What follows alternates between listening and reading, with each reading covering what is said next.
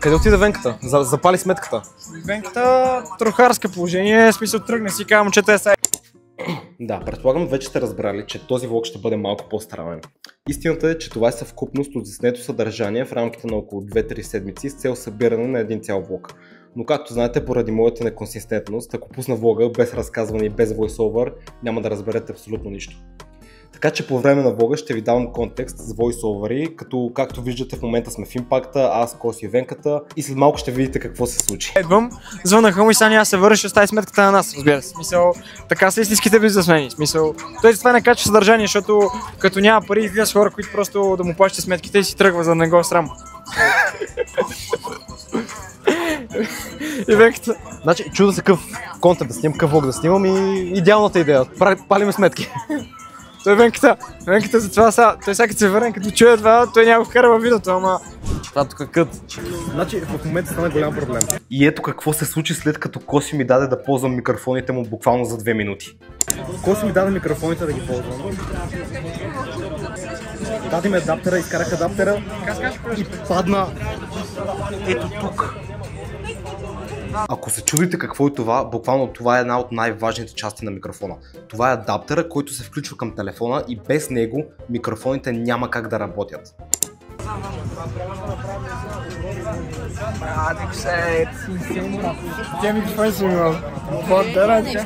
Ето къде. Mission successful. Тук вече извадихме адаптера и аз се успокоих, понеже няма да давам 400 лева на Косио за нови микрофони. Повече не ми го давай това нещо. Аз ги прибирам, виж, на Венката канал какъв контент прави. Това е за моят канал. Добре, за Навикса канал. Един лайк, сабскрайб, сега веднага. И тук вече се прехвърляме една седмица по-напред, където заедно с Венката отидохме в Алино Лейк. Празли вече взехме вечер. Ако се чудите кои са останалите двама човека на масата, единът е Стеф, който е партньор на Венката в тяхната маркетинг агенция, а другия е Тонката, който беше започнал много успешен личен бранд, но се отказа от него. От София. Аз нямам някакви рандом кадри за влог. То ми е пълна гавра е бъла. Ще отпуснеш, знаеш ли си? Бата, пак има комара да въртат. Ето какво заде. Толкова са вкусно, бе, човек. Не. Или мога да разберем днес. Текстър, брат. Голямата пека е 6. 7 Не, 7 Брат, всеки ден игра клаш роял. Тук, както виждате, спорим на една изключително важна тема и изключително полезна за обществото, за българското общество, за българското комюнити, а именно колко елексир е голямата пека в Clash Royale. Колко купи си, бе? Малко, 6,500. Аз почнах да играя ония ден и дигнах. Гледайте какъв е здрав. Ако искате вие да сте толкова здрави, напишете Курс. курс в коментарите. В момента е 12 часа, свършихме ни парите и с Венката решихме да вкараме 50 лева на човек в трейдинг. Хайде, бе. Ако профитнем, ще пуснем курс. Да, а ние ще профитнем. Да, задължително ще профитнем. Ти трябва да си се събърнал. Значи... Знаеш, каква е схемата? Ти как си? Значи, на времето като трейдах, на време, така беше функцията. Влизаме тук. Това е лайфхак. Опа. Не, отиваме в Search Engine. Още не сме почнали и вече сме минус 78 цента, човек. Дело, брат. Дело. Отиваме на Price Change и отиваме на 1 час. И гледаме кои са... Тук не показва, тук е Secret Sauce. Да, тук е fucking Secret Sauce. Виж са, ето този койн. Добре, колко скарахме? Да покажем профита. Оф, брат, заеби правим диверсификация в момента на приходите и ги прехвърляме от един wallet в друг wallet.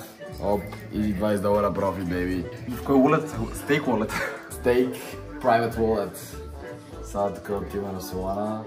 Даже има Solana поради някаква причина, не знаем защо никой не е играл. Този акаунт е чист нов, никой не е играл. Да, никой не е, те са ни дали някакъв депозит. За първ път в момента играем на стейк.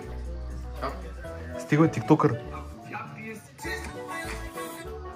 Те ще се преирутва, брат. Стеф 30 минути седи с кръва. Не, брат, аз работя на ключ и се рам да се инспирирам, брат. Това е моето проблем. Червено, бе. 10 долара червено. Тук вече ще оставя на вашето въображение да си помислите колко хиляди долара профит сме реализнали от другия wallet. А сега нека преминем към същинската част от клипа. Аз също интересно мога да кажа. Да, брат, някой като ми изкара камера, нищо интересно не си казвам, брат. Иначе съм много интересна нещо.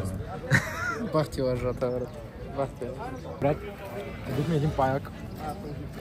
Бърби го заради него, брат, да не му снесе яйца в ушите. Добре, време е вече да ви кажа наистина защо сме се събрали в Алено Лейк, където между другото е уникално и силно препоръчвам да отидете, ако още не сте ходили. Причината, поради която се събрахме в Алено, е, че ще има музикален фестивал и много готини хора на него, като Диан Фризера, Александър от Ice Pro и Стеф. А ролята на Венци и екипа е да заснеме цялото събитие. Ти ли го уби? Аз го бих. Стефане, говоря за паяка, бе. Звукоса днес се съборихме с гнома, ви като между това нямаш. Спрани тока! Ако се чудите кой е гнома, това е любимия персонаж на Стеф. Отново миналата песен, отново. Спрани тока. С кой се пихме с гнома? Да няма ли те светулка, бе? Това е най-хубава суалет в България. Ще се притича така. Първо той в повик почне да тича, просто в рандъм посоки Евгений. Просто на центъра почне да тича. Правя контент от тях. Не съм снимал. А тук Евгата спомена един тип хора с малко по-различен цвят на кожата, които няма как да включа в влога. Снимам. Така, дървете, добре дошли. Ще снимаме взаимно. Моята камера е по-хубава. Кап. И ще сравним кадрите. Хайде. Ама рол кадрите. Отсега ще казвам, че ще имаш снежинки, защото снимаш много на цялата. Айде. Ама то виж колко хора вечерят. Смисъл, Чувай, ние сега ще наредиме. Отивам в мета да ядем, защото съм много гладни. Първо ядохме сладолет, сега ще ядем кебабчета, нали? да. Нещо по-вкусно от кебабчета, трети ден на кебабчета вече. Това е плато, брат. Най-добра портфел в България. Плато. След като питахме най-хубавия сладолет в България, си взехме терен. Взели ми реално лукската си взе най-хубавия портфел в България. RFID защита и побира 12-20 карти, брат.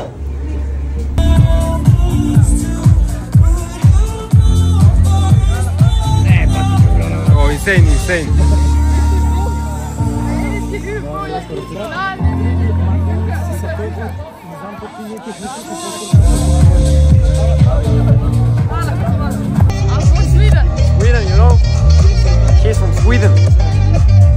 А тук намерихме близнака на Евгата.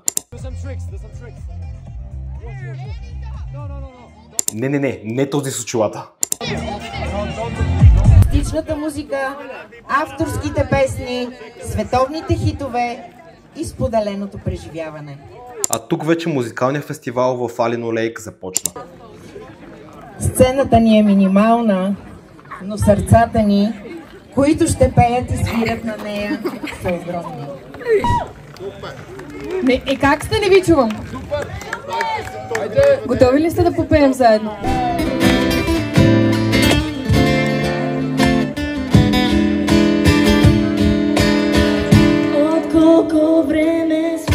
Като цялото преживяване в Алено беше много готино, така че ако искате да гледате още кадри, още контент от Алено, може да отидете и да гледате влога в канала на Венката.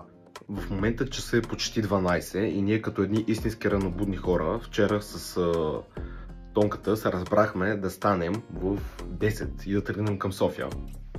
Сега е 12, очевидно спазихме си обещанието, което дадохме, а Венката, Стеф и Евгата са тръгнали в 3:30 към София и след това отиват към морето, към Созопол. Така че най-вероятно Венката ще качи уникални влогове от морето, така че отивате с неговия канал и ги гледайте. Надявам се това видео да ви е харесало, ако е така не забравяйте да ударите палеца и да се абонирате за канала, както и да ме последвате в Instagram, който е долу в описанието.